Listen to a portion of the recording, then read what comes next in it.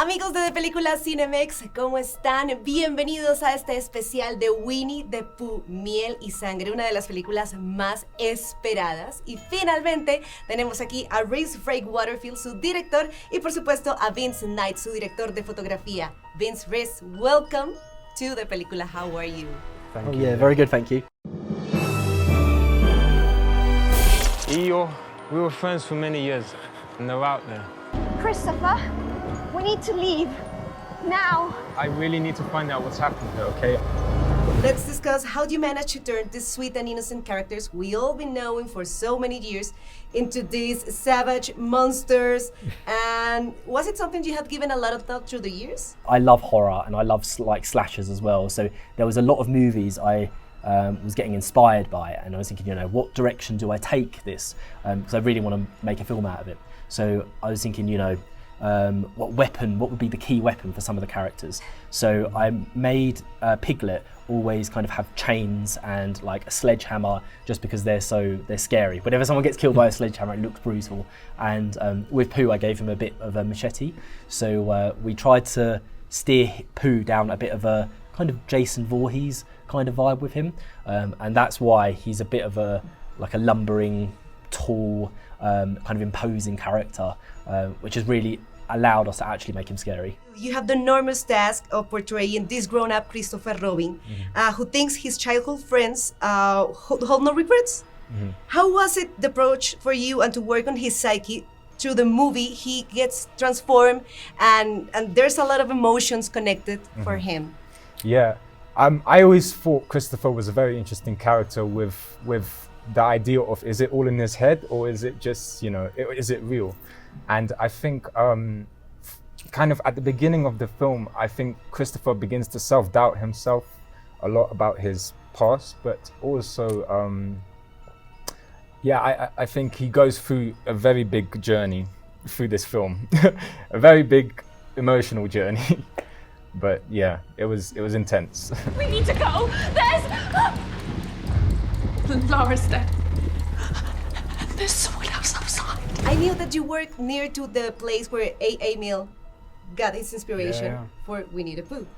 How did you manage to give that look and feel really terrifying for this movie? Well, we found some woods in England that just look so cinematic, that is incredible. The trees are so tall and thin, and we're just this has to be the place. It looks like Canada or somewhere, you know, crazy, and that combined with just having a great lighting setup, we could make it really atmospheric with the smoke. And yeah. I'm so curious about when you saw Pooh and Piglet for the first time on set. How was your reactions? I actually remember the exact moment. I was sat on the sofa in the room where everyone, like the green room kind of area, and they came in behind me, but I had my camera up on the front camera and I saw them behind me and I was like, what? It really scared me, but yeah, I just thought they looked amazing, really.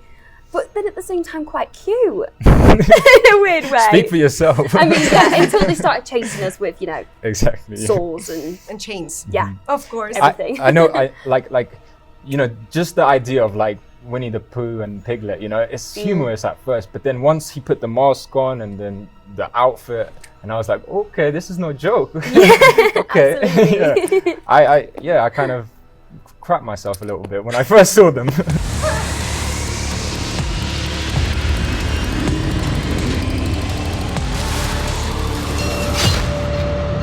We used to be friends, why are you doing this, please? There's a question in internet and everyone wants like to know this.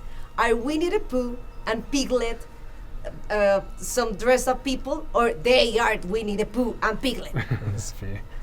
I know the answer, but So yeah, a lot of people were, when this first kind of went viral, they were really hoping that it wasn't just going to be killers in a mask, because I think that's in a lot of movies. A lot of serial killers, that's kind of what it is. They turn up at a house, they put on a couple of masks, and then they just start killing everyone. But no, in this, it is actually Winnie the Pooh and Piglet. So and we've tried to bring in elements which were in the original 1926 book. So, you know, Pooh has this love of honey, he has this interesting dynamic with bees, Piglet is the grunt of the two and he follows Pooh's lead. So yeah, it's the actual characters. Are you working on a sequel on different characters maybe? Yeah, we are, yeah. So the plan at the moment was I started writing one and coming up with an idea back in December, but then I kind of parked it for a bit because I thought the film's going to be out in, you know, about 1 to 2 months, and from once it's out there's going to be a lot of feedback coming back, so I can, you know, see what people loved, what they didn't really like, and I can help like steer the film or the sequel into the direction which will just make it even better. So yeah, it's all fan service. What we just want to make what people want to see. Yeah. And that's amazing. That's why we love this kind of movies so much. I already talked with Reese, so I know something there in the works. How do you feel Christopher Robin will keep up for this next adventure maybe? Ooh, that's a good question.